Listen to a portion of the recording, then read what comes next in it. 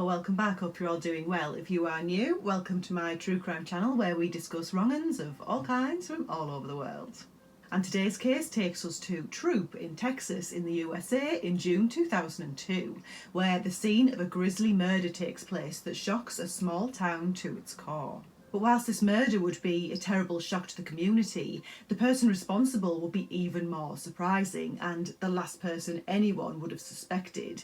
And as a result, it would make headlines across the country. So let's get into it, shall we? Troup in Texas is a small, tight-knit town, the kind of town where everyone knows each other and there's a real sense of community. Troup is also part of the Bible Belt in the US, which, if you don't know, is a section of the country that is predominantly Protestant. Communities within the Bible Belt are considered to be pretty conservative and, as the name suggests, very religious, with more people attending church regularly in these particular states than anywhere else in the country. And in Troup, Mike Tabb and his wife Marla Tabb have just moved in and are settling into their new home after Mike has accepted the role of pastor for the First United Methodist Church in Troup. And Troup is pretty much made for this couple. Both Marla and Mike had always been devoutly religious their whole lives. After marrying in 1998, they both committed themselves in their own individual ways to serving the church. Born on the 26th of April 1967 in Beaumont, Texas, Marla Dawn McCown was always very devoted to her religion. In her youth, whilst at Baylor University, Marla was heavily involved in the church youth group, combining her love of music and the church, taking on the role of church music and youth director, using her excellent soprano voice to perform in shows such as the musical Texas. Mike Tabb, on the other hand, made the decision early on in his life to make his faith his vocation, and as a result he got a job as a chaplain in the Navy, and after marrying Marla in 1998, this would take the couple all over the world. Following her husband wherever his work took him, Marla would take part in missionary work. For example, when Mike was required to work in Japan, Marla threw herself into missionary work there, even taking the time to learn Japanese, the language of the people that she was helping. It seems when Marla took on responsibilities, she took them on with her whole heart, with both her and her husband working in line with their faith, trying to do some real good in whatever community they found themselves in. After a while, the couple settled in Camp Lejeune, North Carolina, which is a Marine Corps base camp in Jacksonville. They stayed there for a while and welcomed their first son, Jonathan, but after some time they decided they wanted a change, at which point in 2002 Mike was honourably discharged from the Navy and found work as a minister over in Troup, Texas, as pastor of the First United Methodist Church. By this point, Mike is 41 years old and Marla is 35 years old, and as we know, they already have one son, Jonathan, and Marla is now heavily pregnant with their second son. So heavily pregnant, in fact, that almost as soon as they move into their new home in Troup, Marla is taken into hospital to have their second child. It's a difficult birth, and in the end the couple's second son David is born by caesarean section, and so due to that Marla needs to be in hospital for a while, and then after that to remain at home indoors for a while longer to allow her body to heal. So in the first few weeks of living in Troup, Marla is pretty isolated. She doesn't know anyone there and she's having to rest up a lot whilst also trying to juggle looking after Jonathan and David too. During this time though, Mike has started to work as pastor in his new church, so he's been getting to know his congregation and becoming a very familiar face, very much welcomed by the locals. So whilst Mike is becoming part of this new community, Marla isn't. She's been in hospital or at home this whole time, so when she finally feels well enough to start to involve herself in the community, she's already at a bit of a disadvantage. I guess it's a little like joining an already established friend group. They all have their in-jokes and there's a familiarity there that you haven't built with them yet. So even if it's not the intention of those involved, it's easy to feel like an outsider, and it seems like a little of this was happening with Marla. And this didn't really help matters for Marla at all, because she was already nervous about this move before they arrived. She said to a friend, "We're going to be taking a church and I don't know whether that's good or not." and this friend interpreted that as Marla being nervous that she might not live up to her role as the wife of the local pastor. I think in small towns like this, everyone knows everyone's business, and there can be some pressure, especially as the family of the local pastor, to be the epitome of respectability and to hold it together at all times. So perhaps this played into Marla's nerves about moving to a small town. And this small town at this time has just 1,900 residents, and the couple find themselves in the midst of two very differing experiences of their first few weeks in Troup. Mike knows his faith and his work inside out, so in his first few weeks he impresses his flock with his knowledge and his skill for communication.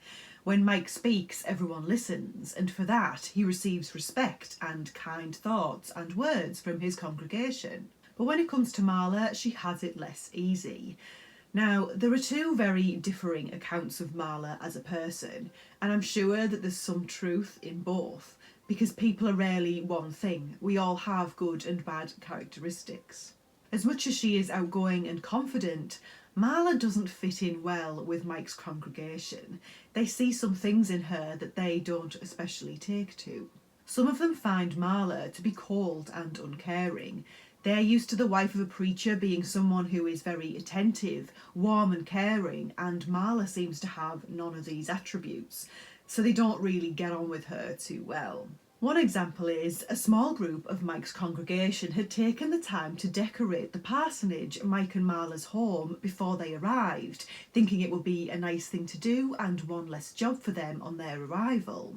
But unfortunately, when Mike and Marla arrive and see the new decor, Marla hates it. She hates the colour, she hates the style, everything about it, and unfortunately she makes it known to them. So this doesn't go down well at all.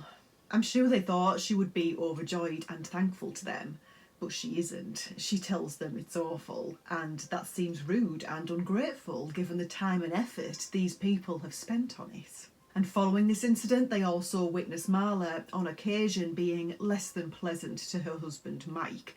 She puts him down in front of them, and they don't see that as respectful behaviour, which further adds to their dislike of her. But as much as some of the locals don't take to Marla, she's only been in Troup for 6 weeks by this point, and that's not long enough to fully get to know anyone. Plus Marla has had a lot on during this time. She just moved house, she has a newborn and a toddler, she's in a new area with no friends, so I can imagine she was probably under quite a lot of stress. The locals by this point really haven't seen much of Marla at all to know that well, and sadly they never would, because just before 6 p.m. on August 5th, 2002, something utterly horrifying takes place. After being at his parents' all morning and then being out running errands in the afternoon with his 2-year-old son Jonathan, Mike returns home to find the front door to his house ajar. Mike walks into the house and makes his way into the bedroom, where he is met with a terrible sight. Mike finds Marla on the floor of their bedroom. She's been brutally attacked and, as a result of her injuries, has already passed away at the age of just 35 years old. Mike is horrified by what he sees and immediately vomits on the carpet. His next thought turns to their 6-week-old baby who's been in the house this entire time. But thankfully Mike finds him asleep in his cot and unharmed. Mike grabs his 2 boys and immediately runs from the house to his neighbour's house, who in turn ring the Smith County Sheriff's Department in nearby Tyler. The neighbour says, "This man just came in my house and said his wife is dead, and he brought his 2 babies over here. Yes, he's the preacher at the Methodist Church, Mr. Tabb." Now, there hasn't been a homicide in Troup for 5 years, so I can imagine that even the dispatcher is shocked by what they're hearing. They ask the neighbour to hand the phone over to Mike so that he can give his account of what exactly has happened here. Mike says how he'd been out with his son running errands and returned to his front door being open, after which he found Marla in their master bedroom still in her pyjamas and beaten to death. He says somebody beat her. It looks like with a baseball bat. I mean, she's beat up bad. Mike is shaking and in complete shock. shortly after the police arrive on the scene, and whilst it's eerily quiet, it's very clear that a struggle has taken place here. Police see vomit on the carpet and notice that ornaments and picture frames are knocked over, showing Marla clearly put up a fight for as long as she could. Marla must have been terrified, especially knowing that her 6-week-old baby was also in the house and completely defenceless against this person, whoever this person was. It was even difficult for police to identify Marla because she'd been attacked so brutally around the face and head. The police send Mike and the children away to stay elsewhere, and Mike, after moving himself and the children, calls his friend Brian on the telephone. Brian is a Baptist minister and the man who married Mike and Marla back in 1998, so he's very close to the pair and is absolutely horrified to hear what's happened. Mike is devastated, telling his good friend that Marla's been killed. Brian initially assumes she's been involved in a car crash or something similar, but Mike tells him no, someone's come into our home and murdered her. The next day, police ask Mike if he can help them with their inquiries, which he of course agrees to, and he tells them what happened on the day of the murder. He says that morning he drove across town to visit with his parents, taking his older son Jonathan along for the ride. Then, as we know, he gets home, sees the front door ajar, finds Marla dead, vomits on the floor in shock, and then runs to his neighbours. And the way in which the police found the crime scene corroborates what Mike has said. In addition to this, his parents confirm that he was there that morning, and then after he left their house, he said he was going to buy some bread and milk on the way home. As for the crime scene, the police note that nothing's missing. There's even jewellery out in full view in the bedroom, so this was not a robbery. And whilst there are signs of a struggle in the bedroom, the front door isn't damaged in any way. So it seems to police that Marla may have let her own attacker in, suggesting she may have known them. An autopsy is carried out on Marla, and it's found that her death was caused by multiple injuries to her head, including several wounds to her face and multiple breaks to her jaw, using a sharp object. But there is no murder weapon found at the scene, so whatever that sharp object was is yet to be established. The police don't make too much progress initially. They don't really have a suspect in this case. The first suspect usually, of course, would be the spouse, as per procedure in cases like this, but it seems highly unlikely that Mike, a well-respected, well-liked religious leader and loving husband and father, could be the person responsible, so they almost immediately start to look at alternative possibilities. But they don't have much luck. They look into local criminals with previous form, but they don't turn up much of anything in the way of a solid lead. And of course, news of this crime spreads very quickly across town and shocks this very small, close-knit community. Mike and Marla have only been in Troup for just under 2 months, and now one of them has been brutally killed. The police start speaking to locals to find out if anyone had a reason to kill Marla after just 2 months of them moving there. And they discover that Marla had upset people. They had found her rude and unpleasant. The police start to wonder, did she push one of them too far, to the point where they got angry enough to kill her? It was clear that somebody in Troup wanted Marla dead, but it was a case of finding out who. In the wake of this terrible crime, the community rally around Mike and support him as best they can. And when Marla's funeral takes place in her hometown of Beaumont, Texas, Mike and Marla's friends also try their best to support this man who is clearly devastated at the passing of his wife and the mother of his very young children. And back in Troup, with no suspects on their radar, it quickly starts to look like this case could go cold if the police don't find something soon, which thankfully they do. A large wooden table is found in the carport adjacent to Mike and Marla's home. The table is upturned on the floor and has one leg missing from it. And judging by the size and shape of the other legs, police conclude that this missing leg is likely what was used to kill Marla. The sides of the legs are long, heavy and sharp, which match perfectly with the kind of wounds that Marla sustained. And so the police start to search for this missing leg, likely the murder weapon in this case. And they really make every effort too. They send patrol cars out, they send officers on foot out, they send the horse patrol out to search for this missing table leg. but they don't find it. And at this point, they're really running out of options. With no clear suspect and no murder weapon, it's becoming less and less likely that they're going to be able to make an arrest in this case. What they thought was a breakthrough is actually just another dead end. So police decide to take a new angle and look further into Marla's life. They speak to her friends and family and find out how everything was before she and her family moved to Troup. And what they would discover is shocking, to say the least. This apparently perfect marriage couldn't have been more different behind closed doors, especially given that one of the people in this marriage was a religious leader, a preacher of morality. The police find out that for some time now, Mike has been acting, shall we say, in contrast to that which he preaches. The Tabb's marriage was very much on the rocks, for good reason. Mike would often leave the family home and go missing for days on end. But where was he going? Well, it turns out that Rev Mike was a very good customer at the local strip joints and nude bars. Mike would disappear to these strip joints and spend all night in there drinking, after which he would find a local motel, pay up front for a room there for a couple of days, and then also pay one or more women for their company during that period of time.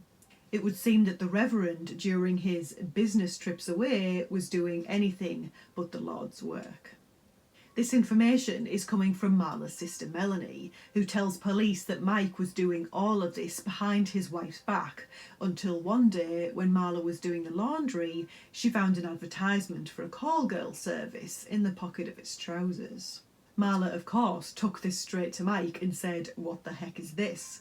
But Mike tells her that he got it from one of his parishioners. He said he confiscated it during a counselling session to stop them from using it. But like most wives, Marla could tell when her husband was lying, and she didn't believe a word of it. She knew that Mike was up to no good. It turns out that Mike wasn't the man his congregation thought he was.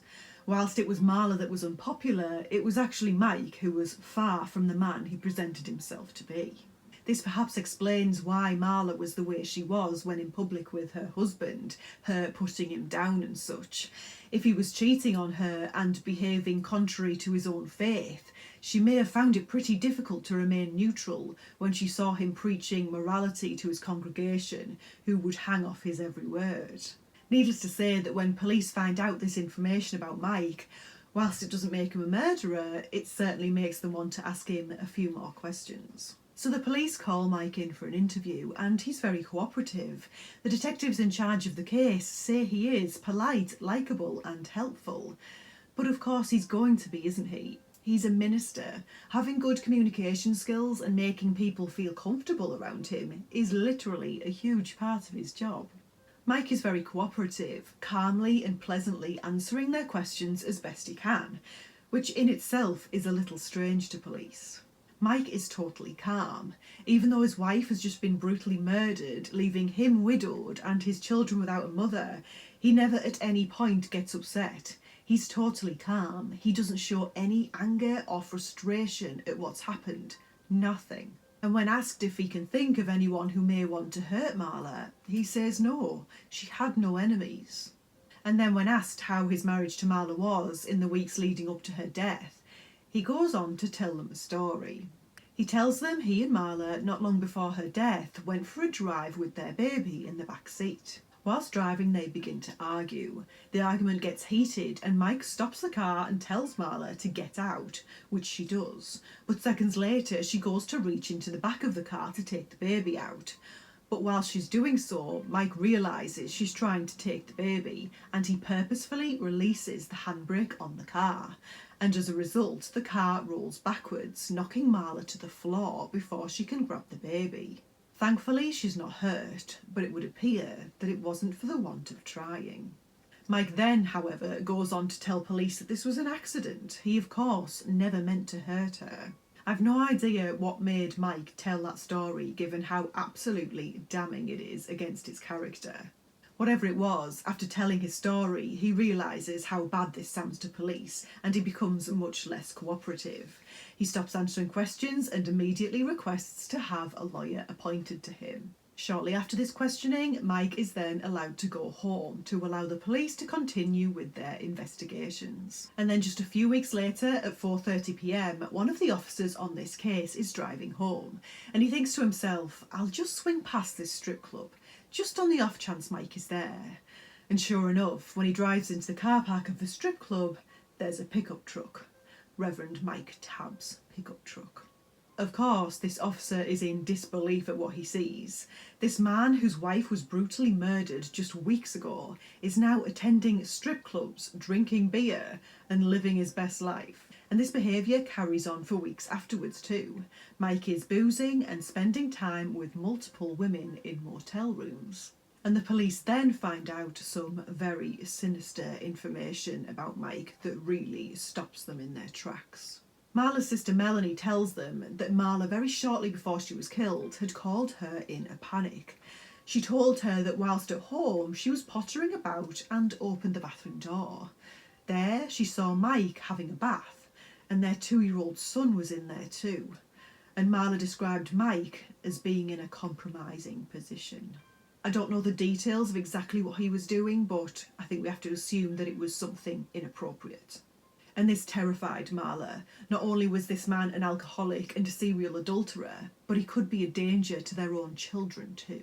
Now, Mike was never convicted of anything like this, so I must say here that this is an alleged account from Marla's sister Melanie. There's no evidence of this taking place beyond what Marla said before she died. But regardless, the fact is that police now know what kind of marriage Marla and Mike were in.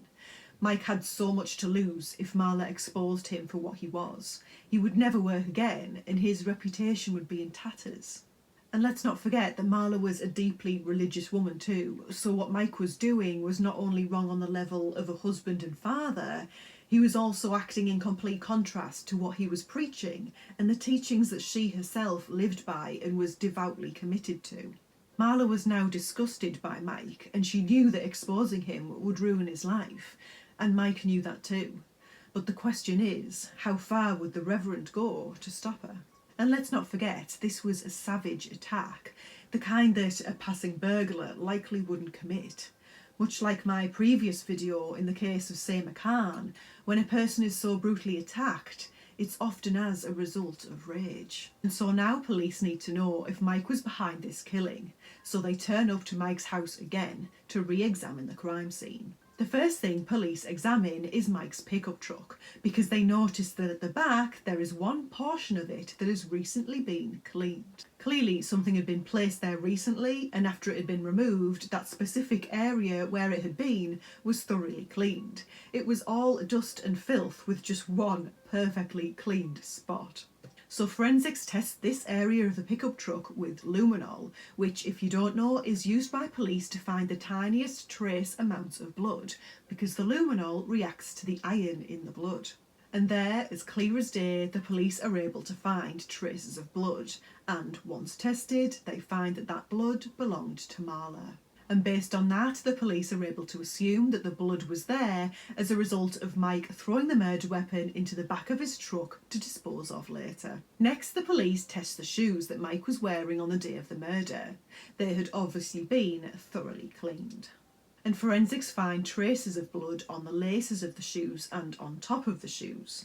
Now, of course, if you walk through a crime scene, you'll get blood on the bottom of your shoes. But this blood wasn't on the bottom, it was on the top. And it was in a spatter pattern, as though it had dropped from a height onto the shoes, likely from the murder weapon as it was being swung from a height. And as a result of all of these findings, Mike is arrested for the murder of his wife. What police believe happened on the day of the murder is that Mike and Marla probably got into a fight. Mike perhaps threatened to expose Mike for who he really was, and so Mike chose to brutally murder his wife with a table leg to keep her quiet once and for all. It gets to the 13th of May 2003, and Mike, who's been staying at his parents' house after having posted bail, is required to attend court to plead guilty to first-degree murder. He's agreed to plead guilty in exchange for a shorter sentence, which I think we can all agree he doesn't deserve. But as it happens, Mike doesn't make it to court. He doesn't make contact with anyone that morning, which prompts the authorities to go looking for him. They visit his parents' house, and his parents tell police that Mike left the home at 8 a.m. for a walk and hasn't come back. Meanwhile, at around 9 a.m, police have been called to the nearby university campus of Tyler, where a man has been found stabbed and on the floor. But when they turn up at the scene of the attack, they realise the man who's been stabbed is Mike Tabb. Mike has 3 stab wounds to his throat and is bleeding a lot. He tells police he's been attacked in broad daylight by a stranger near to the lake. He's lost a lot of blood and requires surgery, so he's taken away to be treated. And the police stay at the scene of the attack to try to find out who this perpetrator is and why they've done this to Mike on the day of his court appearance. Could this be connected to his wife's murder? They question some witnesses at the scene, but the witnesses say that there was no attacker. Mike did this to himself. They saw him go and hide behind a tree and then flick a knife into the water. Whether this was attention seeking or him trying to throw the police off in another direction for the murder of his wife, I don't know. Perhaps this was a genuine attempt to take his own life, no one can say, but whatever it was, it doesn't help Mike because he makes a full recovery. And on September 29th, 2003, he finally attends court, where he is sentenced to 55 years in prison for the murder of his wife, Marla Tabb. This was a terrible crime by a very flawed man whose actions led to his wife and children paying the ultimate price. Those children, at such a young age, not only lost their mother, but they lost their father too. I guess, if nothing else, if Mike really is someone who allegedly shouldn't be around children, then at least they are safe now, away from him. It's just absolutely tragic that neither of them will have any memories of their mother Marla, who was said to be someone who made friends easily, was charismatic and inspirational. I can't help but think that the locals probably got the wrong impression of Marla when they first met her. What she was going through behind closed doors and the anguish she was experiencing would, I'm sure, impact anyone's behaviour, to the point where a person might seem rude and uncaring to the outside world, but actually they're struggling themselves. It's a great example of that saying, be kind because you don't know what someone else is going through. I'm sure that Marla's family will do their best to keep the memory of Marla alive for the sake of the children. Marla's father, Gene, said he was proud to be her father and that the whole family were blessed to have known her. I guess, if nothing else, at least the man responsible for this horrific crime is behind bars for a very long time, and he'll never get to return to the life he was so desperate to protect, even to the point of committing murder. And that's it. I hope you found this case interesting. If you did, please leave me a like, comment and subscribe to my channel if you haven't already. My Twitter handle is down below if you'd like to follow me over on there too. Have a great day, stay safe, and I will see you next time. Bye bye.